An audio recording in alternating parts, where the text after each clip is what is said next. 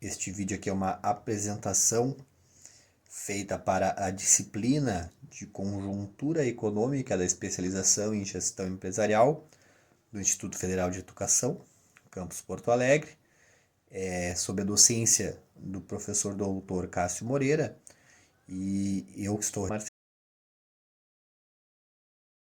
Marcelo Rafael Petri.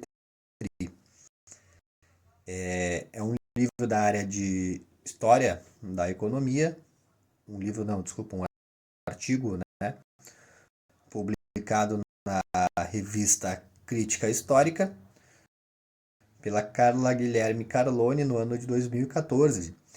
E ele aborda a questão dos militares de esquerda no âmbito do regime militar, e principalmente a história do Marechal da Legalidade na defesa da democracia. Eu apresento esse artigo, então, em junho de 2023. Esse artigo, ele traz principalmente a história de um marechal em específico, que foi o Marechal Henrique Batista Dufles Teixeira Lott, que viveu de 1894 a 1984. Ele foi marechal do Exército Brasileiro, foi ministro da Guerra entre 1954 e 1960, foi candidato à presidência da República pelo PSD-PTB, então a chapa com o João Goulart, né, em 1960, e foi líder do movimento, né, ainda antes disso, né, 11 de novembro de 55, né, o qual garantiu a posse de JK e Jango em 1956, frente a uma possibilidade de golpe já naquele período. Então, esse artigo vai abordar a vida dele, né? Mas principalmente, né, essa atuação política dele, né, no âmbito do regime militar. Então, o foco do artigo ele é de 1955 em diante, ok? Pois bem, então, primeiramente, é importante, né, trazer que o artigo contextualiza, né, a atuação do Marechal Lott dentro de uma lógica de que já existia uma tradição política dentro das Forças Armadas, dentro de uma ideologia mais de esquerda, né? E isso o artigo traz como exemplos, né, a questão dos positivistas no início da República, a revolta dos tenentes em 1920, as revoltas de 1935, o engajamento do clube militar na campanha O Petróleo é Nosso, né, de Getúlio Vargas, o próprio movimento 11 de novembro de 55, que garantiu a posse de JK e João Goulart, a revolta de 1963 e o engajamento de muitos militares na luta armada e a perseguição desses militares durante a ditadura e mesmo antes, né? O maior número de inquéritos abertos durante a ditadura militar, inquéritos militares, foram contra, né, propriamente militares que se engajaram, né, de alguma forma politicamente contra a ditadura, né? E nesse contexto, né, em que ideais progressistas então tinham capilaridade junto a oficiais e praças dos quartéis brasileiros, o Teixeira Lott foi identificado como um quadro capaz de unir civis e militares na defesa do nacionalismo popular, né, que traz essas ideias de soberania do Brasil, de independência na política externa, enfim. E após isso, então, né, vem a crise de 61, né, no qual o Jânio Quadros renuncia, né, ao mandato de presidente E o Lott envolve ativamente no movimento da legalidade, né? Porque se tinha ali já a ideia de que o Jango não poderia assumir. Então ele publicou uma nota, né, na imprensa, né, que ele disse, tomou conhecimento do então ministro da Guerra, né, de não permitir o exercício das funções pelo João Goulart, além da decisão de detê-lo, né, que ele ligou então para o ministro da Guerra, que tentou demover daquela ação e justificou, né, que mesmo afastado das atividades militares, ele tinha um compromisso de honra com a classe, com a pátria, com as instituições democráticas e constitucionais. E por isso ele se sentia no dever indeclinável de manifestar o repúdio àquela solução normal e arbitrária que se pretendia impor e conclamou, né, as forças vivas do país, as forças da produção, do pensamento, dos estudantes, intelectuais, operários, a tomar uma decisão, uma posição, né, a favor, né, da preservação do regime, né, da Constituição, da democracia e, inclusive, manifestando confiança nos militares. Isso gerou uma grande insatisfação dentro do comando militar, né? E em 1961, então, ele foi preso, né? O Marechal Lott gerou uma grande comoção, foi uma prisão complexa, pois ele não aceitava ser preso por nenhum militar que tivesse a patente menor do que a dele, né? Então isso envolveu um tempo até ele ser preso, isso gerou comoção, muitos populares se aglomeravam, né? Então muitos policiais, repórteres aguardavam a saída do Marechal da sua residência em Copacabana, né? Isso gerou notícia, enfim, naquele momento, né? E mesmo antes de ser preso, ele conseguiu entrar em contato com o Leonel Brizola, orientou ao Leonel Brizola a amealhar apoio junto a comandantes militares do Sul, e a campanha, então, pela legalidade conquistou apoio, né, junto a muitos políticos, militares e mesmo na população, né. E então teve um papel decisivo aí para que o Jango pudesse tomar posse naquele momento, mesmo dentro de um acordo de um regime parlamentarista híbrido, né. Então ele tem um papel decisivo, o Marechal Lott. Após isso, num cenário aí antes do golpe de 64, naquele contexto da Guerra Fria, né, da União Soviética, de Cuba, enfim, as esquerdas no país clamavam pelas reformas de base, né, que era o que uma das principais plataformas aí do Jango naquele momento. E então a reforma agrária, eleitoral, a ampliação dos direitos sociais, emancipação política e econômica do país, né? E nisso já as forças armadas reprimindo, né, principalmente os militares de se envolver nessa ideologia progressista, né, o que fez com que o oficialato do exército se afastou cada vez mais desse tipo de ideologia, mas os subalternos, né, continuaram se engajando politicamente. E marca esse processo assim a revolta dos sargentos em 63 e a revolta dos marinheiros em 64.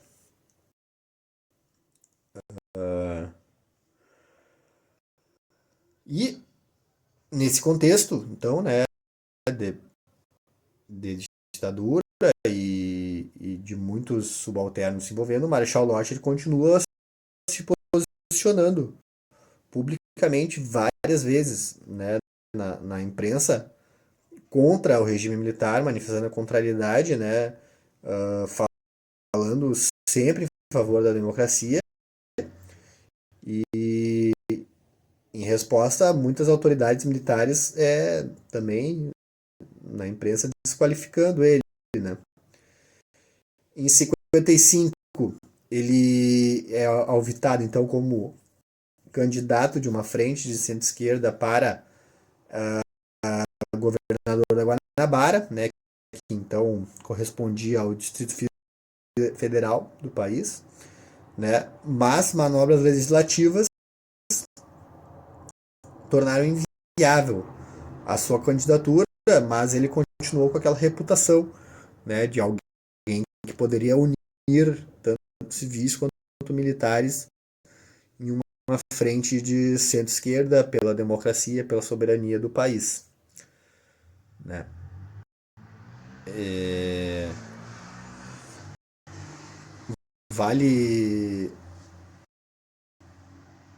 salientar, né, que após isso o Marechal então ele inclusive apoia a frente ampla, né, liderada pelo Carlos Lacerda, que estava absolutamente do lado oposto no próprio movimento de 11 de novembro, né?